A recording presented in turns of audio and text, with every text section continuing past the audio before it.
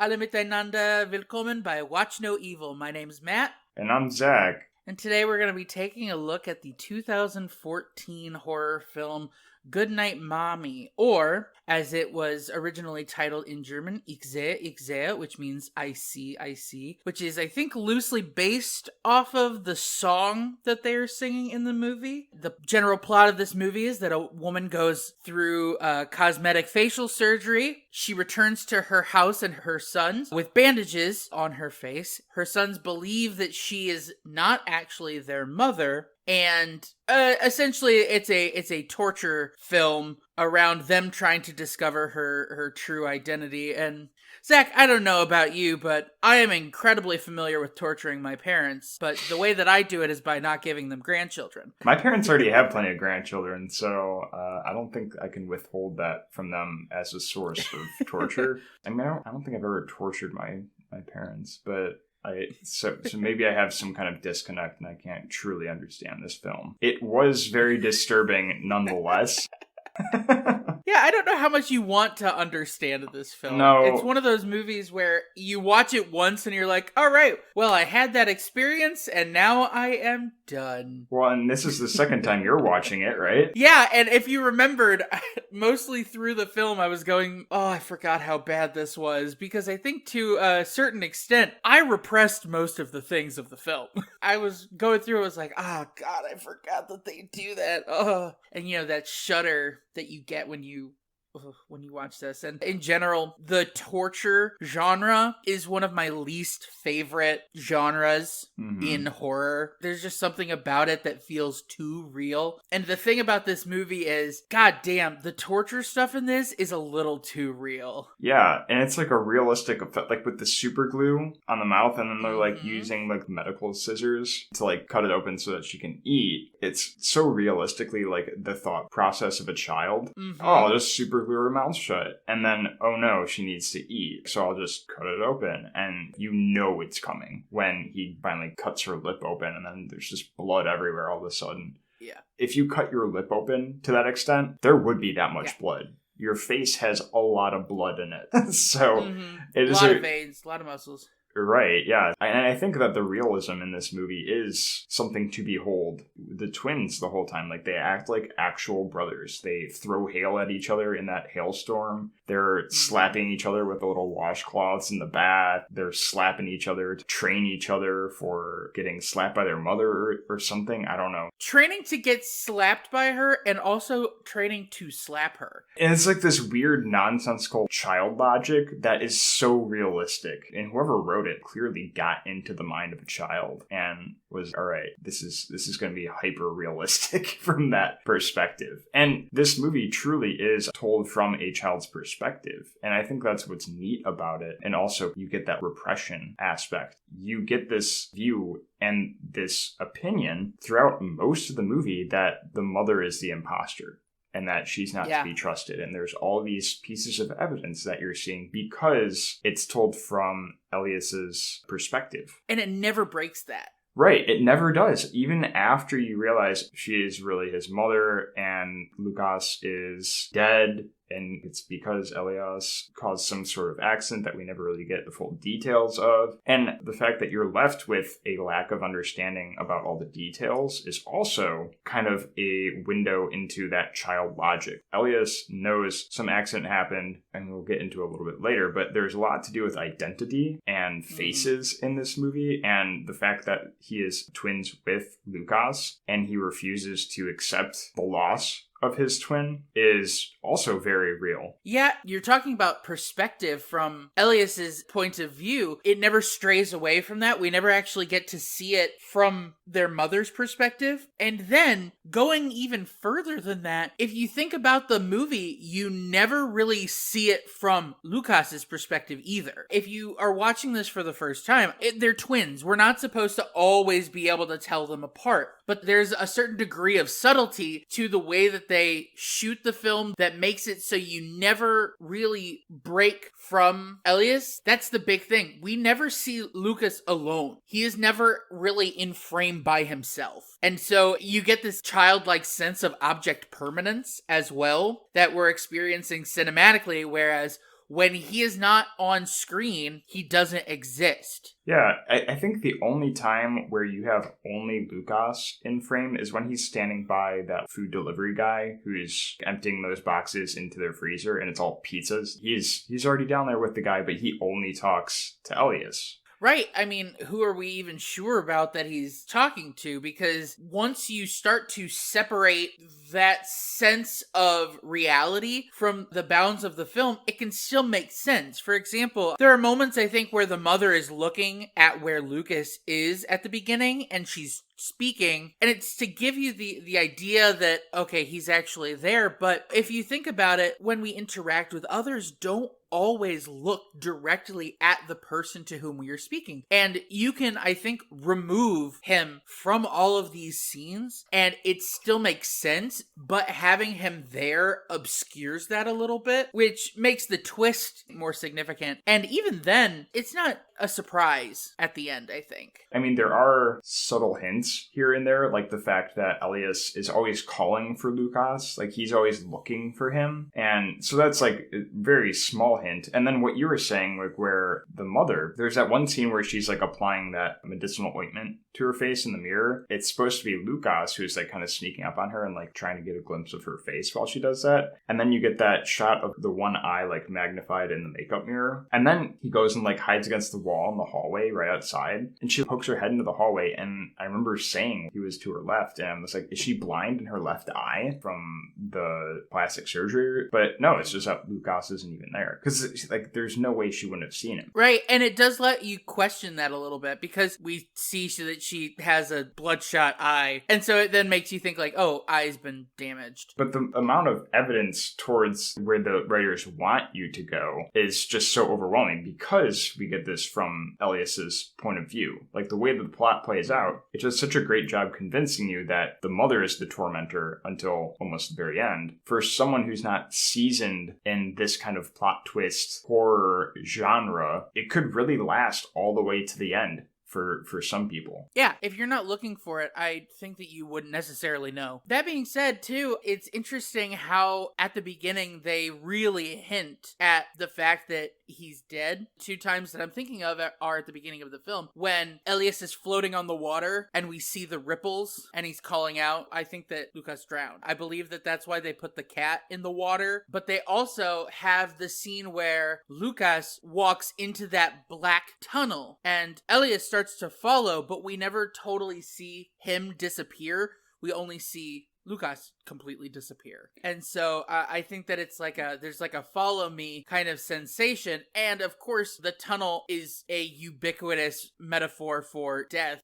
Usually it's the light at the end of the tunnel is what we want to see, but also the tunnel itself is representing that passage into death, which is why it's so important that it then leads into that water scene, which, if you are of the belief that he drowned, it makes sense. Now that you mention that, that makes complete sense, because in that scene, he's like looking, like it's Lucas like kind of dives under the water, and then he is like calling after him, and Lucas never really submerges. So I think that is a really good interpretation. And given the whole cat thing, too. The cat thing and the cockroaches. The mom throws the cockroaches into the water. Yeah, which is also like kind of weird, but you know, she's going through her own stuff. Most of the mom's behavior can be explained away by her desperation and the tragedy that has been so prevalent in her life in recent events. You can kind of see some of the manifestations of that, you know, her snippiness towards Elias, and she's cleaning constantly, which is always a sign of someone seeking control when they're like cleaning things that are already clean, and they show her doing that a lot and making the kids clean as well. And then there's where she tries to keep Elias inside in the house, and I think that's supposed to be like, if you're right about Lucas drowning, then that's probably why she wants him to stay in the garden and stay in the house. This overbearing like protectiveness, but it comes off as like this militaristic kind of overbearing rule, because again, we get this from Elias's perspective. Some people deal with death really poorly. They have a really hard time like getting over death. You know, she's going through her grieving process and all of this, and Elias is just repressing it. He chooses not to accept it. And then you get Lucas telling him she wants to tear us apart. And in reality, she just wants Elias to recognize the loss of his brother. And then there's also like like these other hints. I think the most obvious one is that a few times throughout the film, Lucas whispers something into Elias's ear, and then he parrots it back to whoever. So you never really get Lucas ever interacting with anyone but Elias. It's so genius how they do it, though, because the whole twin thing, this would never have worked if they weren't identical twins, because you'd be like, why isn't anyone talking to one of them? But the fact that they're identical twins,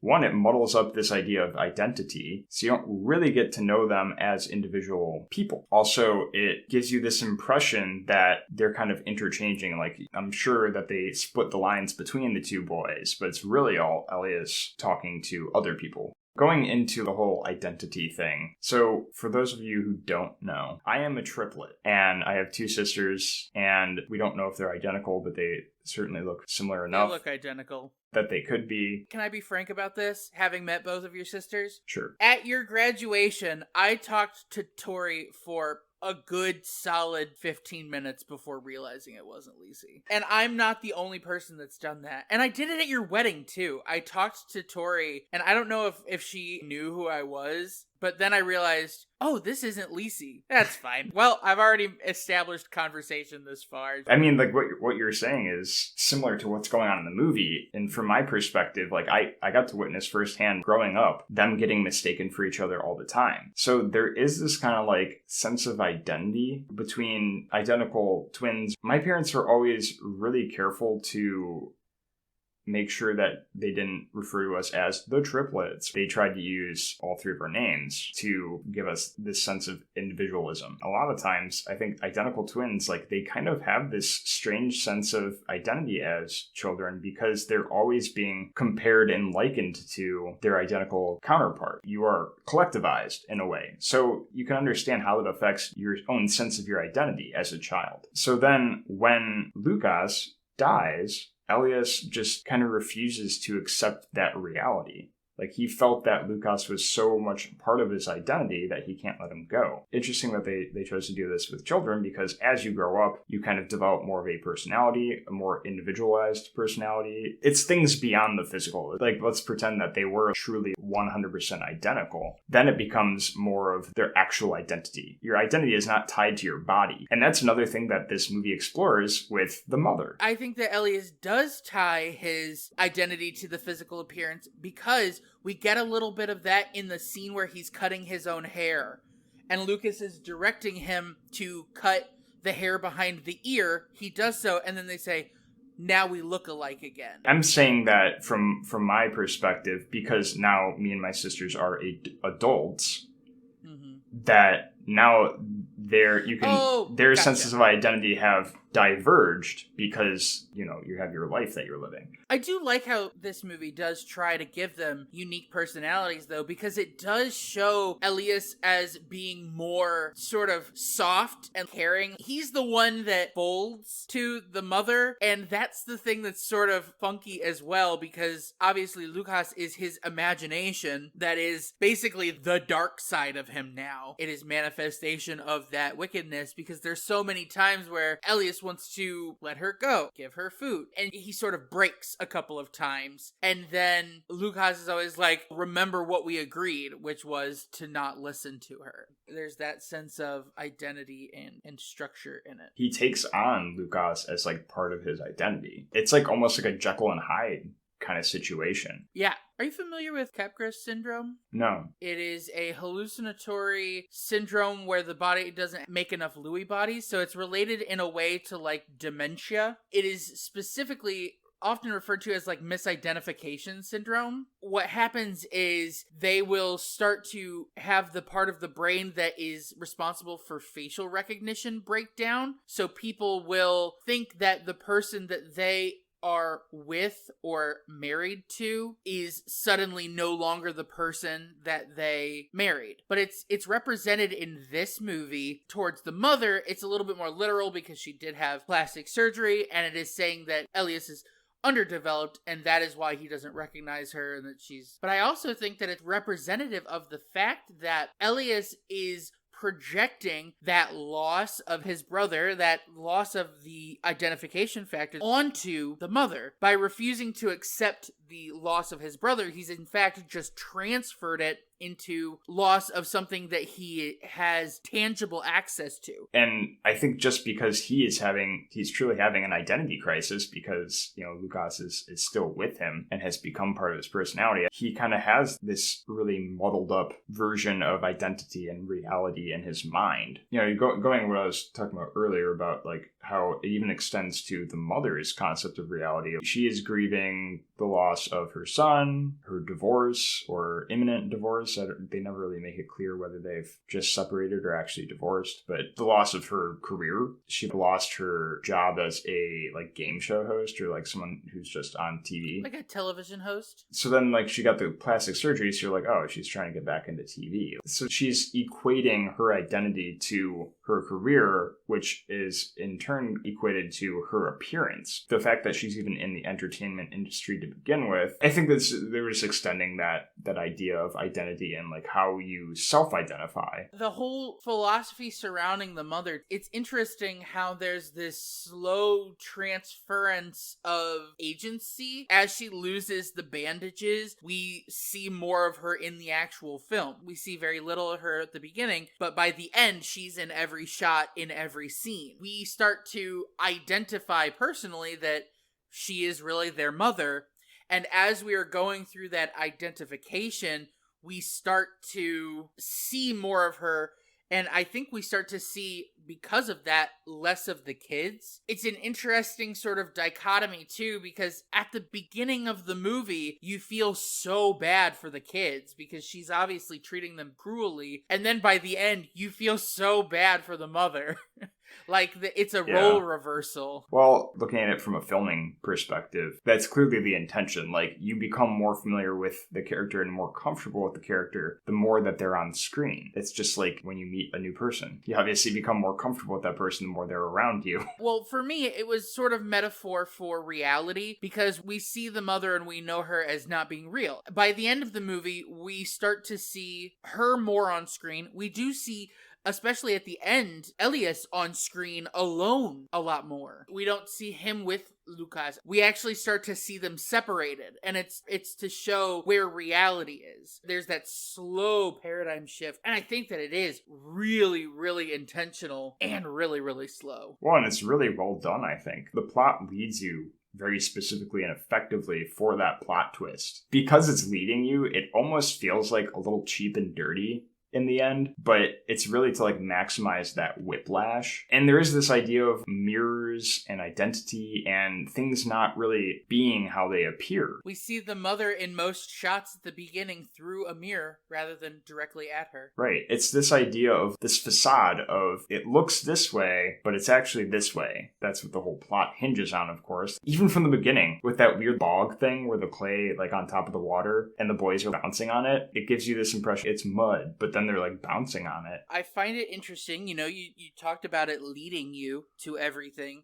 I think one of the cool things that this movie does, and by cool, it's also incredibly disturbing, the way that it sets up what the torture scenes are going to be. So, for example, at 1/3 through the movie, we see the trade-off of Elias and Lucas flossing with the little egg timer, and then that becomes an implement of torture later on where they do the same thing, but they're using an egg timer as like the torture. It seems so mundane to have a floss scene, and then seeing it be flipped and used as this torture implement later on, I think is even more grotesque and more cringe-inducing. And the other thing is, it preps you with the super glue way early, because when they're showing scenes of the boys' bedroom, there are a lot of shots that go past the super glue that they're using to build little models. So they're gluing body parts together to make these models, and then we get to see that be used on the mom. The other thing I think is interesting too, next to the boy's bed, there is hanging a cross. And then the way that they tie up the mom on the bed, her feet are sort of on top of each other in this sort of crucifix pose. So it's like she's being crucified. The imagery between the two halves of the movie are really distinct. We also see that perspective. The cross is upright at the beginning, and it uses the church to show that at the midway point. And then it turns it. We don't see her with feet at the bottom of the frame, head at the top. We actually see her sideways, which is like an unusual, it would be considered a blasphemous act to have the cross be sideways. So I think that there's that idea of taking these early indicators of things that kids do, forcing religion on your child, forcing them to floss, and then flipping them and using them against the parent in the power switch. It's truly, he has gone mad. He's lost it. And they do nothing to try and redeem that at all, which I'm glad that they don't do it, because I think that, again, lesser movies would try to have a little bit of redemption thing at the end for him. I'm so glad that they don't do that, because it wouldn't have been genuine. At the same time,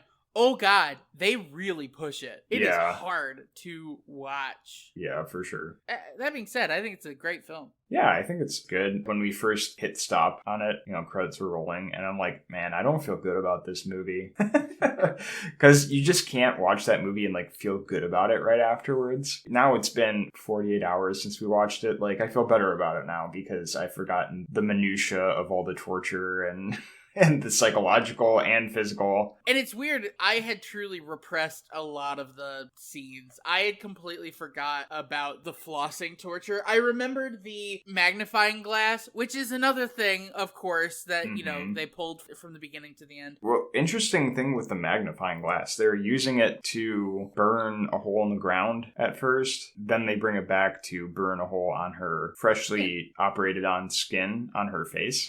Which would hurt a lot. So they're burning her face, but then that's also kind of foreshadowing of how she ends up dying. Because she burns to death. Set on fire, yeah. And you don't necessarily know, you think that she is in those bandages because of an accident that she had, because they keep referencing the accident, and it's not until they break into her room and you, the audience, see the drawings on her face that it's like, oh, it was plastic surgery. The accident is unrelated to her. Yeah, I mean, it's another thing. The pacing of this film is just very precise, surgically precise, if you will. And I think that's what makes the plot so effective and the story so effective, is just how they pace it and how it is, like you said, that very slow paradigm shift towards that realization of what's really going on. The only thing that doesn't quite fit for me is when the mother is walking through that forest and she's taking her clothes off and then she does the whole head shaking thing that's creepy. And the only explanation I can really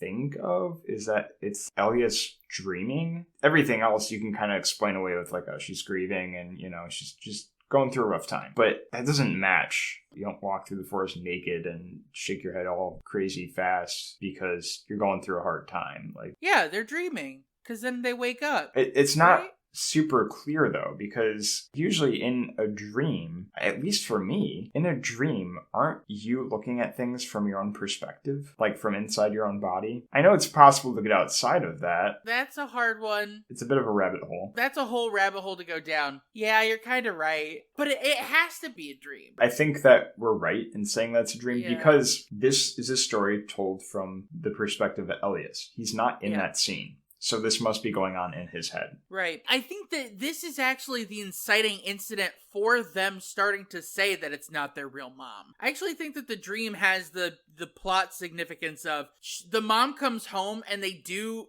recognize her as their mom at the beginning.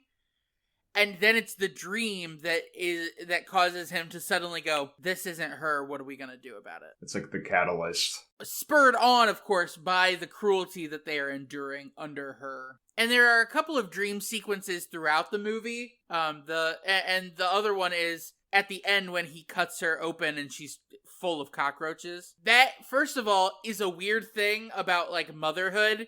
Because, cutting open the stomach for a cesarean section, and bugs often being symbols of death and of decay. And so I actually think that they use those dream sequences to try and show a little bit of that thought process, the question of the mother's identity, and then the growth of this evil inside that is represented by them.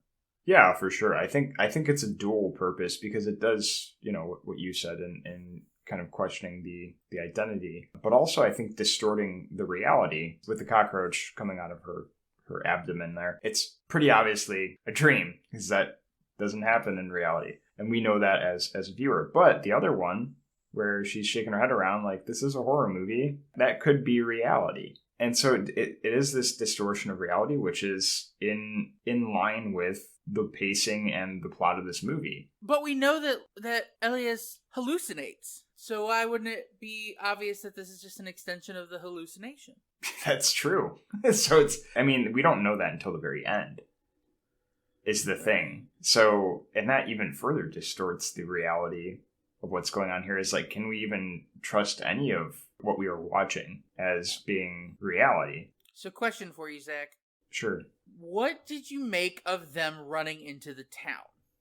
Because there are two things that happen in the town that make me concerned about the nature of the town as we perceived it from the perspective of the twins. The first is, when it's introduced, there's that man that's walking down the middle of the road playing the accordion and like screaming. And then also the sexton that they talk to in the church. He's weird, right? Like, there seems like there's something off about him. He seems like kind of like a reclusive kind of... So the only two people that we see in the church and outside of the church in this town seem crazy. Because we never see the priest in the town or in the church. We only see the priest when he's in the car taking them home. So what did you think that the town was supposed to be? It was really eerie how empty it was, too. I think it's just like that's how Elias perceived the town. There were probably other people walking around, but they weren't making the noise that the guy playing accordion was. And they weren't who they were there to see, so they didn't really care. So I think it was kind of like that child logic, or that kind of viewpoint of... For me, it was a means for them to go to the church. I was looking at the church specifically as being an extension of the Christian metaphor, and specifically as it relates to the bastardization of such and its relationship with death and decay. That church that they go into is busted. Mm-hmm. Like, it's gross. It's not well cleaned. We see a janitor in there, but like, it's still gross. It looks like it's old. It looks like it's been decayed. Whenever we see the boys later on, they're praying in front of that old, weathered statue. But the way that they're using the graves and they go into the catacombs, all of the religious symbolism that we see in the film is about decay and is like dying. We see the church empty. Well, we call it death and the church is empty. Or we see the town is dead. It's a ghost town because nobody's there. We see that the final sort of bastardization of religion as it's portrayed in the film is the mother who's soiled herself and is tied to the bed. And I also think that the reason that the priest is there to bring the boys back is a little bit about the betrayal of religion. I think a little bit of it is representative of this faith ideology in Elias, especially because Lucas's favorite song is him. I thought the same thing. I was like, oh, this is like kind of a message of like, you can't put your faith in religion, which is literally what faith is supposed to be. And I think that kind of plays into the crisis of identity as well. Because it's like, it's when people go through these personal crises and they practice religion, they usually turn to their faith. I think it's present to represent this void in Elias that he's feeling. Like nothing can fill this void that Lucas has left. So it does feel like that. I think the decay and the death imagery is more of like a feeling that Elias is experiencing rather than a reality that he chooses to face. So it's wild to me that, first of all, I think that this movie is on par with other movies that we've watched in terms of foreshadowing. The amount of things that they set up for you at the beginning that then play out and come to fruition at the end, there's a lot to take from it. And as always, I don't know if the memory game that they're playing with the cards is supposed to be symbolic. I don't know if the fact that she doesn't recognize herself as Mama during the Who Am I game is referential to her and her husband's split. She's purged the idea of family and motherhood from them. Like, I think that it works in a couple of ways. But yeah, they laid the groundwork for a lot of... Yeah, it's definitely very well written, very well paced, like I said, very disturbing. Very disturbing. All right, well, this is a game called Twinception, and I will describe a pair of twins to you, and you are tasked with telling me who they are, and guessing who they are. So, and I should say, at least one of the two is famous. Okay. Here's the first. One of them is an actor known mostly for his work in TV shows such as That 70s Show and Punk'd. The other is a motivational speaker for young adults with disabilities. That 70s Show. I can't imagine that it would be Ashton Kutcher. Is it Ashton Kutcher? It is Ashton Kutcher. He has a twin? He has a twin, Michael Kutcher. He's the only person I know from That 70s Show. He is the most famous to date from that. Nice. All right. These two women started their acting careers at a young age and have since moved on to the fashion industry. Ashley Olsen. Yes, you're right. But you said it before I got part of how their younger sister is now more known for her acting. Yeah, Elizabeth Olsen, which is so funny because I was reading about her literally yesterday. That's how you got it so fast, right? You did your research. Anyways, next one. One of these twins is a prominent Hollywood actress in Marvel films, while the other is a politician and community organizer who worked on staff for Obama's 2008 campaign. Elizabeth Olsen? She's in a Marvel. You think she's also a twin? I don't know. She has twin sisters. But it's genetic, isn't it? I mean, the actresses that I'm thinking of would be from... I don't think that it's Scarlett Johansson, and I don't know if it would be like the only other actresses that I'm really thinking of are the ones from Black Panther. It actually is Scarlett Johansson. It is Scarlett Johansson? Yeah, she has a brother named Hunter. Oh, you know what? I was trying to think of people that might have twin sisters. Mm-hmm. I didn't even remember that twin brothers were. That's the tricky part. Yeah.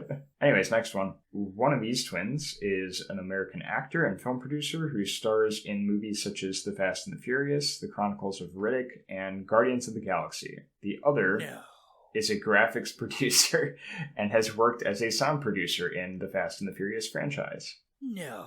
You said no like you know who it is. Vin Diesel?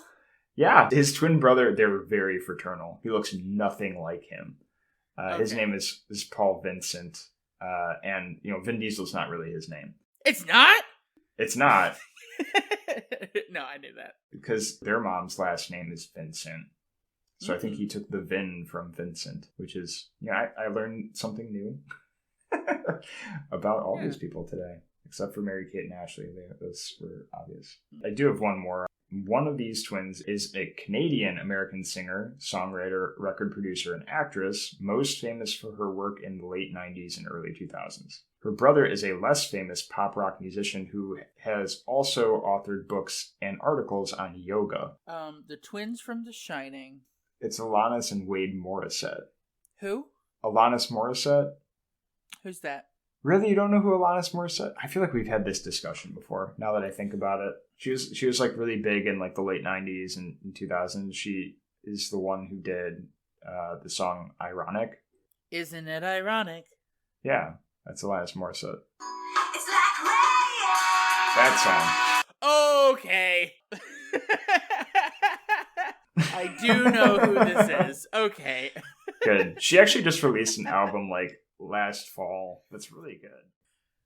Danke, everyone, and thank you for listening to this week's episode of Watch No Evil. This is Matt. And this is Zach. And remember, Mother knows best.